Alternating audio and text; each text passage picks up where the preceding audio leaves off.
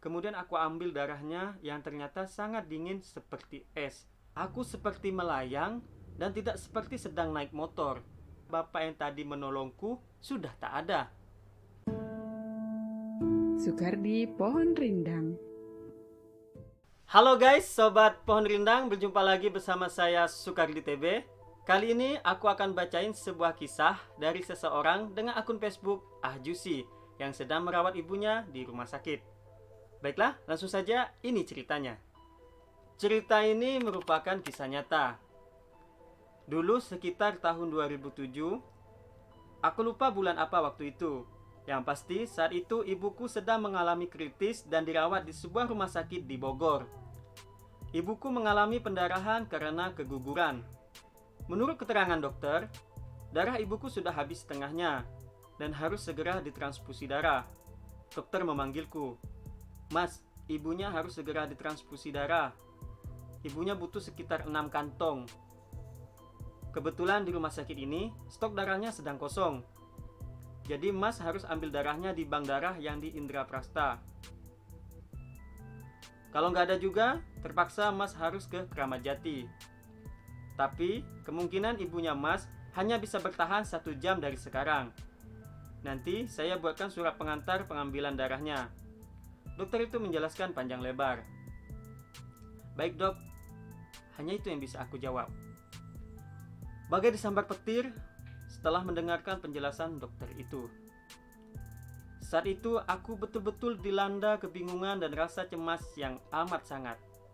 Cemas karena melihat kondisi ibuku yang sudah tak sadarkan diri dan kritis. Bingung karena saat itu aku sama sekali tidak memegang uang sepeser pun. Bagaimana aku bisa sampai ke bank darah dalam 1 jam? Itu pun pulang pergi. Sementara aku tak memegang uang sepeser pun. Ditambah lagi, jika tak ada stok di bank darah Indraprasta, aku harus ke rumah sakit di Kramat Jati. Sungguh, tidak akan cukup waktunya. Setelah mendapat surat pengantar dari dokter, aku bergegas pergi. Aku bertekad berlari hingga sampai ke bank darah tersebut. Sementara di luar cuaca sudah sangat gelap, dan suara gemuruh geledek sudah bersahutan. Tanda hujan deras dan petir akan segera turun. Aku tak peduli. Yang ada dalam pikiranku saat itu bagaimana caranya aku mendapatkan darah sebanyak 6 kantong dalam waktu minimal maksimal 45 menit. Hampir mustahil aku lakukan. Jika menggunakan kendaraan saja, dari daerah Cilendek ke Indraprasta Bogor itu sekitar 30 menit. Itu pun jika lalu lintas lancar. Tapi aku percaya kuasa ilahi. La haula wala quwata illa billah. Tiada daya dan upaya kecuali atas pertolongan Allah. Dari arah Cilendek Bogor, aku terus berlari secepatnya ke arah Jalan Manunggal, lalu muncul di pertigaan Cimanggu. Hujan mulai turun deras disertai kilat petir yang saling bersahutan. Aku tidak peduli, aku terus berlari secepatnya tanpa henti. Naas, baru sampai jembatan Cimanggu arah Pondok Rumput, napasku tidak kuat lagi untuk diajak berlari. Aku beranikan diri untuk menumpang sebuah angkot ke arah warung jambu. Aku berhentikan sebuah angkot dan angkot itu pun berhenti. Bang, boleh minta tolong? Saya ikut sampai warung jambu. Saya mau ambil darah buat ibu saya, tapi saya nggak punya ongkos. Melasku pada sopir angkot. Ayo, naik aja. Nggak apa-apa kok, jawab sopir angkot ramah. Lalu aku duduk di kursi depan, samping sopir. Angkot melaju di tengah derasnya hujan. Aku sedikit menggigil, karena badanku memang sudah basah kuyup. Untung tak dapat diraih, malang tak bisa dielakkan. Ketika angkot melewati rel kereta api di Pondok Rumput, ada sebuah motor dengan lengah menabrak angkot yang aku tumpangi. Terjadilah adu mulut antara sopir angkot dan pengendara motor tadi. Bang, saya turun di sini aja. Terima kasih tumpangannya, kataku kepada sang sopir angkot di tengah adu mulut dengan pengendara motor. Lalu aku pun turun. Iya, A, jawab sang sopir. Dari rel kereta Pondok Rumput aku terpaksa berlari-lari di tengah hujan petir. Aku terus berlari secepatnya menyusuri jalan pemuda. hingga akhirnya aku sampai di daerah Warung Jambu. Kemudian, aku terus berlari ke arah PT Olimpik untuk menuju Bank Darah. Dengan tubuh yang sudah basah kuyup dan napas yang ngos-ngosan, akhirnya aku sampai juga di Bank Darah Indraprasta. Suasana begitu sepi sore ini. Ketika aku masuk, dari arah berlawanan aku melihat seorang pria setengah baya menangis sambil berjalan keluar. Lalu aku masuk ke dalam, kemudian mengeluarkan surat pengantar yang sudah aku lapisi kantong plastik sebelumnya agar tidak kebasahan ketika hujan. Dengan rasa lelah dan detak jantung yang tak beraturan, aku hampiri sebuah tempat yang mirip sebuah loket. "Mbak, saya mau ambil darah golongan AB 6 kantong. Ini surat pengantarnya," ucapku dengan gemetar menahan dingin dan cemas. "Sebentar ya mas, saya cek dulu suratnya," ucap seorang penjaga wanita dari dalam loket sambil mengambil surat dariku lalu membacanya. Setelah selesai membaca surat tersebut, lalu penjaga loket berkata, "Mohon maaf mas, untuk darah golongan AB stok kami sedang kosong. Barusan aja bapak-bapak mau ngambil darah yang sama, nggak ada mas. Sekali lagi kami mohon maaf." Saat itu tubuhku benar lemas. Aku merasa seperti benar-benar disambar petir. Darah yang aku harapkan ada ternyata kosong. Untuk pergi ke Keramat Jati sangat tidak mungkin untukku. Aku mundur dan bersandar di tembok depan loket tadi. Tak sadar tubuhku luruh. Aku terjongkok sambil menutup mukaku dengan kedua tanganku. Apakah inilah waktunya aku harus kehilangan ibuku? "Ma, maafin aku. Aku gak berguna. Bahkan untuk mendapatkan darah aja aku gak berhasil," ucapku pada diri sendiri sambil terisak nangis. Aku benar-benar pasrah saat itu. Aku pasrah jika harus kehilangan ibuku. Aku masih tetap menangis dengan posisi jongkok sambil menutup muka dengan kedua telapak tanganku. "Mas, kenapa nangis?" Aku terkejut. Tiba-tiba ada suara di sampingku. Lalu aku menoleh ke arahnya. Terlihatlah seorang lelaki sekitar umur 40 tahunan. Beliau terlihat tersenyum dan mukanya benar-benar bersih. "Saya mau ngambil darah pak, tapi darahnya nggak ada," jawabku sambil tetap terisak. "Buat siapa mas darahnya?" berkata lagi pria di sampingku. "Buat ibu saya pak, sedang kritis karena pendarahan." "DBD mas?" "Bukan, pendarahan karena keguguran."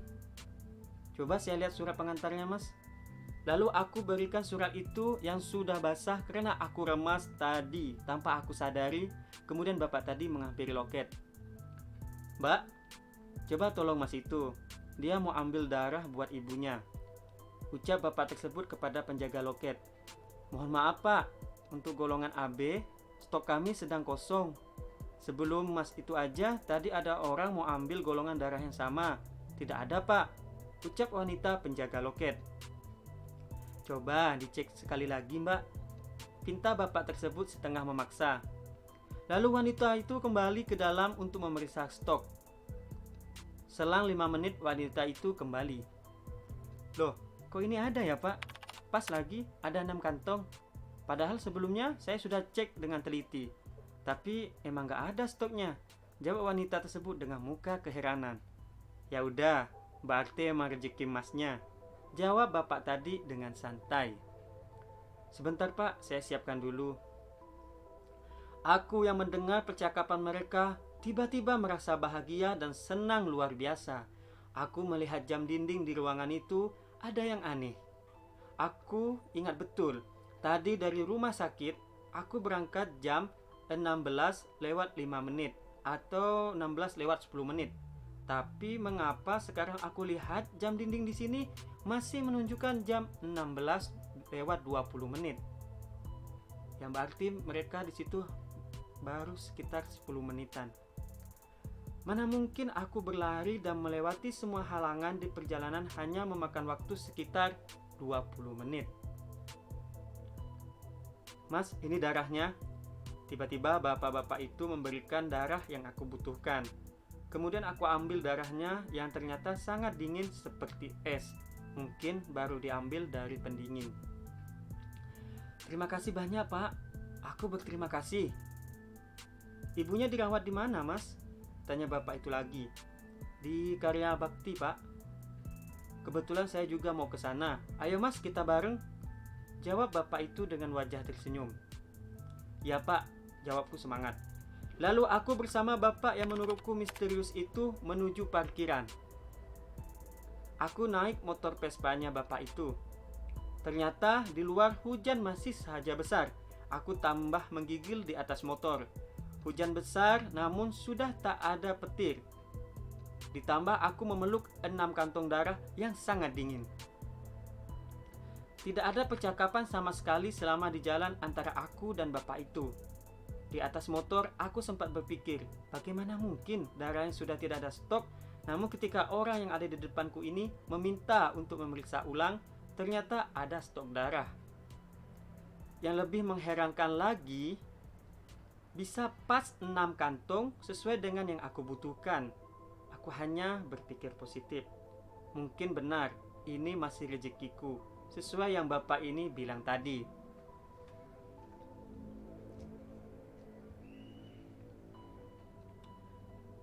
Selama di jalan, naik motor Vespa, aku sempat merasa ada yang aneh. Aku seperti melayang dan tidak seperti sedang naik motor.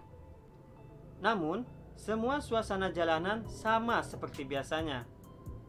Tak lama kemudian, aku telah sampai di parkiran rumah sakit yang aku tuju.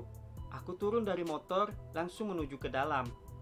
Namun, baru 2 langkah, aku terhenti. Aku lupa mengucapkan terima kasih. Lalu aku membalikkan badan dan mengucapkan terima kasih pada bapak itu yang sudah menolongku. "Pak, makasih." Aku terkejut bukan main. Ternyata bapak yang tadi menolongku sudah tak ada. Andai saja dia pergi, pasti aku mendengar suara motornya. Secara suara motor Vespa mempunyai suara khas yang berisik. Aku masih kebingungan melihat kanan, kiri, depan, dan belakang. Nihil, tetap tak kutemukan bapak tadi. Kebetulan hujan sudah berhenti. Karena aku penasaran, aku menuju penjaga tiket parkir.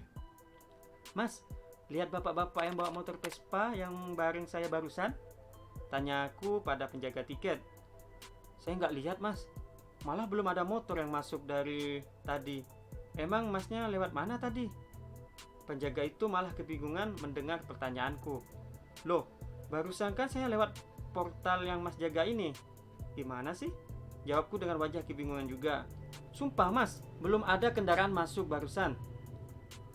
Penjaga tiket kekeh dengan pendiriannya.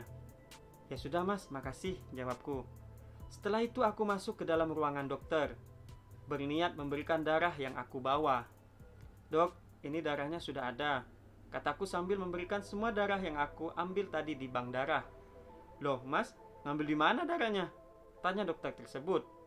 "Saya ngambil di bank darah Indra Prasta Dok," jawabku mantap. "Mas, jangan bercanda Mas. Masa iya dari sini pulang pergi Masnya cuma dalam waktu 20 menit? Tanya dokter heran sambil melirik jam dinding.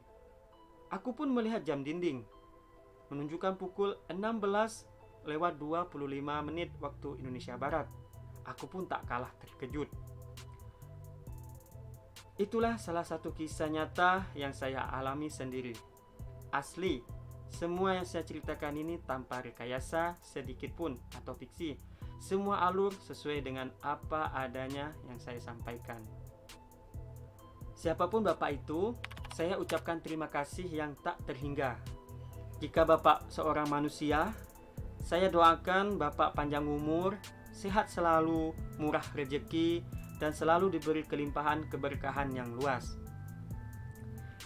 Jika Bapak itu bukan manusia, saya ucapkan rasa syukur yang tiada terkira berkat pertolongan Allah Subhanahu wa Ta'ala. Melalui makhluknya, ibu saya bisa tertolong dan sehat hingga saat ini. Tamat. Itulah tadi kisah yang sangat mengharukan disertai dengan perjuangan yang luar biasa, pengabdian seorang anak terhadap ibunya. Saat ia hampir menyerah, hadirlah sosok yang masih misterius dan hingga saat ini belum diketahui siapa orang itu. Bagi sobat Pohon Rindang yang memiliki kisah horor, baik pengalaman pribadi maupun orang lain, dan mau diceritakan di channel Sukardi Pohon Rindang, silakan kirim ceritanya ke Instagram @sukarditb.